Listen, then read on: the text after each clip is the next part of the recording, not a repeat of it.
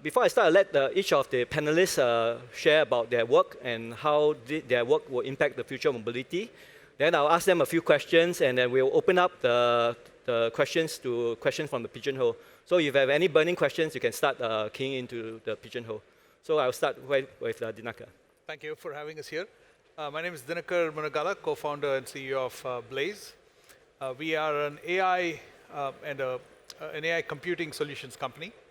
The core of our innovation is a novel processor that we built ground up to handle tasks like artificial intelligence, deep learning, sensor fusion, any algorithms outside the car as well as inside the car, driver monitoring. All of these algorithms are a good fit for the kind of compute that we do. So the end solution just chips and compute modules. Happy to be here. Thank you. Okay, thank you. Bernhard? Yeah, my name is Bernhard Schambeck. I'm running the BMW Startup Garage out of Munich. And the BMW Startup Garage is a dedicated venture client unit at BMW. What we do is we partner up with early stage startups in a very early phase in a typical supplier-client relationship. So very different to an accelerator or an investor. We do not invest in startups by taking their equity.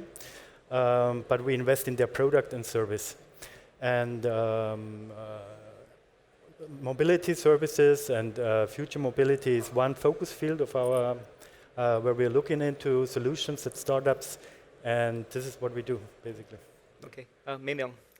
Hi, I'm Men Leong. I'm Chief Marketing Officer of ST Engineering. Cut the long story short, ST Engineering is the largest defense technology and engineering company here in Singapore.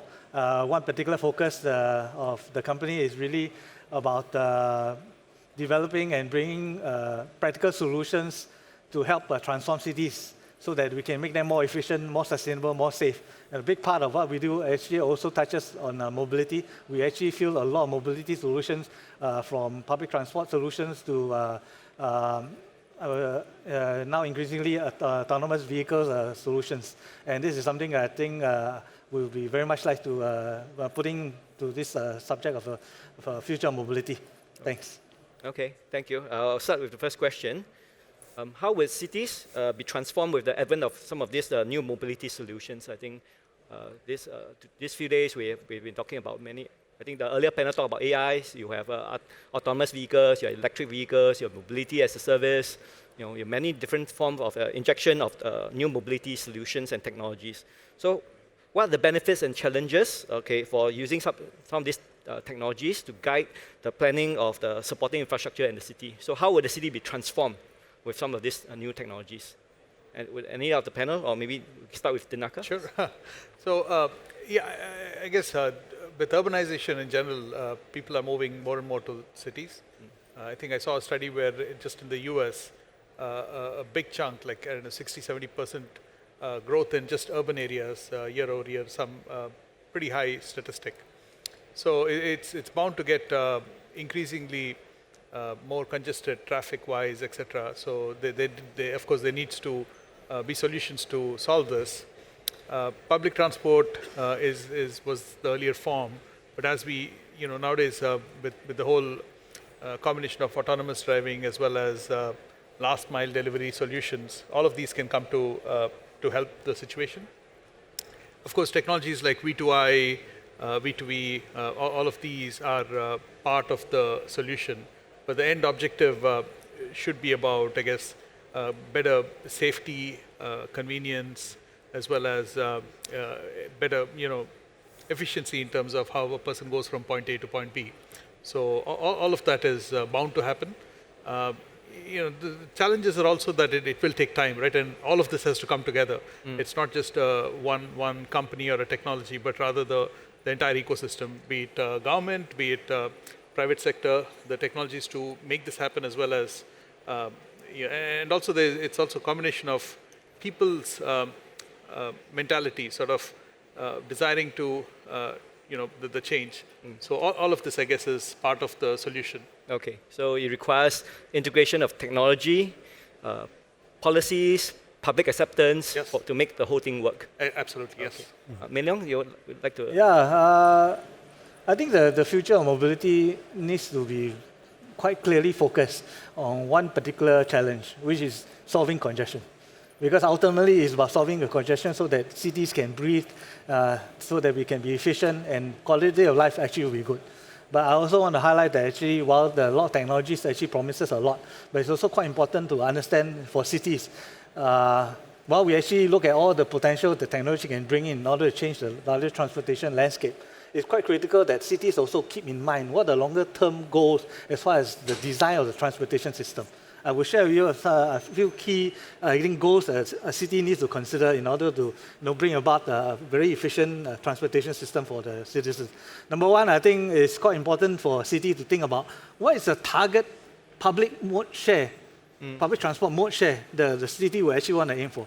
In most of the cities that are faced with congestion, you'll find that actually public transport mode share actually relatively low. So no secrets about that. If a city actually wants to set a very clear goal in terms of what is public transport mode share and set it high, and of course then it has the ability to then move systematically in terms of investing, building, and then operationalizing, and therefore build a strong backbone of mass transit that will then allow for, I think, effective movement of citizens in large masses across the city in good time. So that's one important question. And of course, relating to this larger goal is also about making sure that there are good, I would say, first and last mile connectivity. First and last mile connectivity is going to the thing that is going to make or break whether the public transport use is going to actually go up or actually go down. Okay. So that's one important. The other big, I would say, important, I think, design goal is actually how does the city want to actually optimize its limited road networks. Most cities actually forget that actually road is a limited commodity. And it needs to actually think about what policies you need to put in place in order to make sure that we can actually limit in terms of, I would say, the population of cars and the usage of cars, as well as the car parks that runs within the city. And of course, technology can also help in terms of seeing how we can optimize the usage of the road so that we can actually keep to, I would say, a good level of, I think, road speed for cars so that at the end of the day, we can still have, I think, a less congested and I would say relatively smooth flowing, I would say, road network for cars. And the last point I also want to share that the city is only think about what it wants to do in terms of preparing for the future of AVs. I think future AVs, the city need to think about how does AV feature in terms of the public transport system, not just for private usage, but really how AVs can become part of the larger public transport system, especially providing ride-share, point-to-point, and also become the key means for first and last mile connectivity. And I think these are some of the questions the cities need to ask itself. How is it that we can actually transform themselves in order to solve the ultimate challenge of congestion? Okay. Yeah. So it sounds like the city needs a very clear goal, so what it wants to achieve in terms of how to move the people around the city and how the technology like AVs can potentially help us achieve that. Okay. Bernhard, do you want anything to add for this? Yeah, sure. I would like to pick up on a few things. And what I think is, or my perspective is it needs an integrated approach to come to a really sustainable, efficient transportation system. So for a city, for a smart city, I think the goal must be to have a transport system that has zero emission, has zero congestion, and zero accidents. That must be the goal.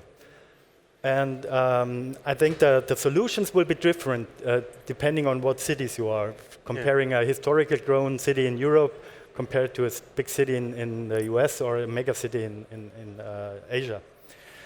But I believe that there are basically 5 action points where you can work on to improve or to reach that goal. And the first one was mentioned already is like a city planning and regulation. So with a good city planning, you can avoid traffic on a long-term measure. That's for sure. And also with a smart regulation, let's say having a fair but clever pricing model, you can also balance out the traffic between public transportation and individual transportation. A second action point would be traffic management. So active and dynamic traffic management, I think it's all agreed that it can really ease up traffic and guide traffic and improve the flow of traffic pretty much. Third action point, in my opinion, and that's a very important one, is services. A city needs to offer customer-friendly services, and all kinds of service from public transportation up to individual mobility, up to e-scooter, last mile. So all kinds of different services, from sharing on demand, but also very good public infrastructure. The fourth point are vehicles. All vehicles in the city must accelerate, they must drive and brake emission-free. From e-bus, electrified bus, up to the smallest vehicle like e-scooter. So that's important. And the fifth thing is the infrastructure itself. Talking about streets, but also pick-up, drop-off spaces, bike lanes, parking, smart parking places, and charging infrastructure. And besides the physical infrastructure, of course, the digital communication infrastructure is very important, that all players in the field can share their data and can access the data in a safe way that at the same time protects the data for their individual business model, so to say. Okay. So it sounds like we have a very tough target. 0 fatality, 0 congestion, and 0 emissions. Right. Triple zeros. And in order to do that, you need to integrate many different transport modes, need to share the data, and need to work across multiple different transport modes and technologies. Okay, sounds a big challenge, but it looks like the technology can give us the opportunity to do so. Yes. Okay, well, I'll move on to the next question. Linked to what we discussed earlier, how do we leverage on data and advanced technology to transform our streetscapes? That means things like your street-side parking, loading, unloading bays, your sidewalks, to cater for the different mobility modes that we talked about. And how do we design streets differently in this new mobility age to take full advantage of some of these technologies? Will we be seeing some types of infrastructure become redundant? For example, with autonomous vehicles, do we still need car parks? Or do we see also some of the infrastructure become congested and overused? For example, the pickup drop-off points. So what's your view? Maybe you start with you, Bernhard. Yeah, if it comes to data, or because you just mentioned parking spot, the pickup and drop-off, I would like to exemplify that on a service that we provide and a service that a city in Europe provides. How powerful that can be. So there is the city of Santander in the north of Spain, and it's one of the poster cities in smart cities. They already started in 2009 to install sensors throughout the urban infrastructure. And what they do is they do different things, but also they monitor the occupancy or the vacancy of parking lots, parking spaces. By sensors, they detect the magnetic field of a car, and they know exactly if they are vacant or not, and they feed back this information and manage the traffic flow. We at BMW, we have a service in Park Now called on-stream parking. On-street parking is monitoring the flow of vehicles, and combined with a prediction model where you estimate what is the likelihood of an empty parking spot or a crowded parking spot. And based on that, you inform the driver and reroute him or give him other options. That reduces dramatically the search time for looking for a parking spot. So, and now imagine if you combine this city data, on the example from Santander, and the data that we have on our fleet, and combine that information, and you can even more reduce the search time and ease the traffic pressure. Okay, so you reduce circling time. So, if I may just jump in here, I think ultimately what the end users, commuters, are looking for, they want relatively seamless, comfortable, safe journey, and probably a menu or choice that they can pick from. And in order to do this, I think it's important that the system itself actually provides enough options. And today we are talking about mobility as a service. Mobility as a service has, of course, taken on, I think, a greater importance in public transportation. And when you talk about mobility as a service, it needs to be powered by data. you really need to have enough data coming from across different, I would say, transport modes, and be able to actually work it such that you, at the end user, will be able to use your app and then determine, based on the data that's provided, what are the choice that you have, essentially, and then when is this the mode of transport that is actually coming, so that you can actually plan it, and then you also get a sense in terms of how long the journey will take, and then every day when you're done with it, then you have some kind of back-end payment, then basically relatively all seamless. But all that actually needs to be powered essentially by data.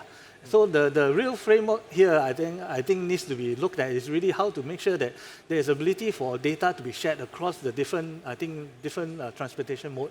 How is it that they can be actually made available and made open, so that actually mobility as service actually can be made ubiquitous, and at the end of the day, put power in the hands essentially of the commuters. Yeah. Okay, sounds exciting. Well, we're running short of time. Maybe one more question. But we don't have any questions from the Pigeonhole, so if you guys have a burning question, please submit it now.